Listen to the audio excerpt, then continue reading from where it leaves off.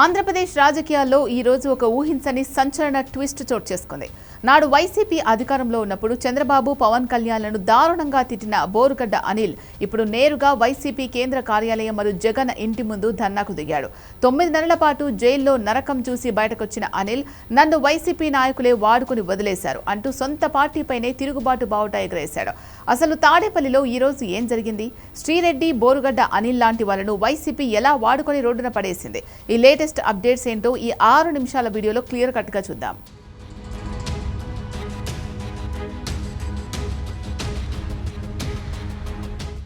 తాజా సమాచారం ప్రకారం కేసులు, అరెస్టుల వల్ల దాదాపు 9 నెలల పాటు జైల్లో శిక్ష అనుభవించి బయటకొచ్చిన బోరుగడ్డ అనిల్కు వైసీపీ నుంచి తీవ్ర అవమానం ఎదురైంది. వైసీపీ నేత కారుమూరి వెంకటరెడ్డి ఒక టీవీ లైవ్ డిబేట్లో బోరుగడ్డ అనిల్ను రౌడీ షీటర్ అంటూ వ్యాఖ్యానించారు. దీంతో తీవ్ర మనస్తాపానికి గురైన బోరుగడ్డ అనిల్, పార్టీ కోసం నేను అన్ని కేసులు నెత్తిన వేసుకుంటే ఇప్పుడు నన్నే రౌడీ షీటర్ అంటారా? నా కుటుంబం ఎంత బాధపడుతుందో తెలుసా అంటూ వైసీపీ ఆఫీస్ ముందే బైఠాయించారు. తక్షణమే ఆ నేతను పార్టీ నుంచి తీసేయాలని డిమాండ్ చేస్తున్నాడు. గత వైసీపీ ప్రభుత్వ హయాంలో టీడీపీ, జనసేన నేతలపై, ముఖ్యంగా చంద్రబాబు, పవన్ కళ్యాణ్, లోకేష్ కుటుంబ సభ్యులను వ్యక్తిగతంగా దూషించడానికి శ్రీరెడ్డి, బోరుగడ్డ అనిల్ లాంటి వాళ్లను ఒక అస్త్రంలా వాడుకున్నారు. శ్రీరెడ్డి ప్రెస్ మీట్లు పెట్టి మరీ బూతుల పురాణం అందుకుంటే వెనక ఉన్న వైసీపీ సోషల్ మీడియా వింగ్ దాన్ని విపరీతంగా ప్రమోట్ చేసింది. అటు బోరుగడ్డ అనిల్ ఓపెన్ గా బెదిరింపులకు దిగిన నాడు వైసీపీ పెద్దలు వెనకేసుకొచ్చారు.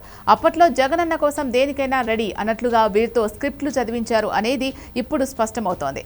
ఎప్పుడైతే కూటమి ప్రభుత్వం అధికారంలోకి వచ్చిందో నాడు నోరు పారేసుకున్న వారిపై చట్టపరమైన చర్యలు మొదలయ్యాయి. బోరుగడ్డ అనిల్ పై వరుస కేసులు పెట్టి లోపల వేశారు. అటు శ్రీరెడ్డిపై కూడా రాష్ట్ర వ్యాప్తంగా కేసులు నమోదయ్యాయి. అయితే ఈ కష్టకాలంలో వీరికి వైసీపీ నుంచి ఎలాంటి లీగల్ సపోర్ట్ లభించలేదు. బోరుగడ్డ అనిల్ కోర్టుల చుట్టూ, జైళ్ల చుట్టూ తిరుగుతున్నా పట్టించుకున్న నాథుడే లేడు. సుప్రీంకోర్టు వరకు బెయిల్ కోసం వాళ్లే సొంతంగా ఖర్చు పెట్టుకుని పోరాడాల్సి వచ్చింది. దీంతో తాము పూర్తిగా ఒంటరి అయ్యామనే భావన వారిలో బలపడింది. బోరుగడ్డ అనిల్ తాజా ఆందోళనతో వైసీపీ యొక్క యూజ్ అండ్ త్రో రాజకీయం 100% నిజమని తేలిపోయింది. అవసరం ఉన్నంతకాలం ప్రత్యర్థులను తిట్టించడానికి వీళ్లను వాడుకొని అధికారం పోయి వీళ్లు జైలు పాలయ్యాక కనీసం ఫోన్ చేసి పరామర్శించే ఓపిక కూడా వైసీపీ అధిష్టానానికి లేకపోయింది. నాడు పార్టీ కోసం ప్రాణాలిస్తామన్న వాళ్లను నేడు సొంత నేతలే రౌడీ షీటర్లు, మాకు సంబంధం లేదు అని తెగతెంపులు చేసుకుంటే వీరు తట్టుకోలేకపోతున్నారు. శ్రీరెడ్డి, బోరుగడ్డ అనిల్ లాంటి పాపులర్ క్యారెక్టర్లకే ఈగతి పడితే ఇక రాత్రి పగలు తేడా లేకుండా సోషల్ మీడియాలో పోస్టులు పెడుతూ ఇప్పుడు కేసులో ఇరుక్కుంటున్న సాధారణ వైసీపీ కార్యకర్తల పరిస్థితి ఏంటి అని చర్చ మొదలైంది. లీడర్లు బెంగళూరు, లండన్ ప్యాలెస్లలో హాయిగా సేఫ్గా ఉంటున్నారు. కానీ క్షేత్రస్థాయిలో నమ్ముకున్న కార్యకర్తలు మాత్రం పోలీస్ స్టేషన్లు, కోర్టుల చుట్టూ తిరుగుతున్నారు. ఈ తాజా పరిణామం వైసీపీ సోషల్ మీడియా వింగ్ లో తీవ్ర భయాందోళనలు, అసంతృప్తిని రేపుతోంది.